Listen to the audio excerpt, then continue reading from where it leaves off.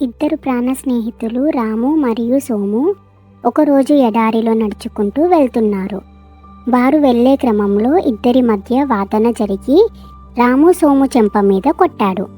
కానీ సోము ఏమాత్రం కోపం చూపకుండా ఇసుకపై ఇలా రాశాడు: ఈరోజు నా ప్రాణ స్నేహితుడు నన్ను చెంపదెబ్బ కొట్టాడు అని. అలా నడుచుకుంటూ వెళ్ళిన వారు చివరికి ఒక ఒయాసిస్ దగ్గర ఆగారు. అక్కడ ఇద్దరు స్నానం చెయ్యాలని నిర్ణయించుకున్నారు. అయితే స్నానం చేస్తుండగా సోము నీటిలో మునిగిపోసాగాడు. రాము తన స్నేహితుణ్ణి వెంటనే కాపాడి ఒడ్డుకు తీసుకొచ్చాడు. అప్పుడు సోము బయటకి వచ్చి ఒక రాయిపై ఇలా చెక్కాడు: ఈరోజు నా స్నేహితుడు నా ప్రాణాలు కాపాడాడు అని. రాము ఆశ్చర్యపోతూ అడిగాడు: నేను నిన్ను కొట్టినప్పుడు ఇసుకపై రాశావు, కానీ ఇప్పుడు రాయిపై ఎందుకు రాశావు అని. అందుకు సోము చిరునవ్వుతో ఇలా చెప్పాడు: మనల్ని ఎవరైనా బాధ పెడితే దాన్ని ఇసుకపై రాసుకోవాలి. క్షమాగుణం అనే గాలి దాన్ని చెరుపు వేస్తుంది. కానీ మనకు ఎవరైనా మంచి చేస్తే దాన్ని రాయిపై చెక్కాలి, ఎందుకంటే అది ఎప్పటికీ చెరగదు అని.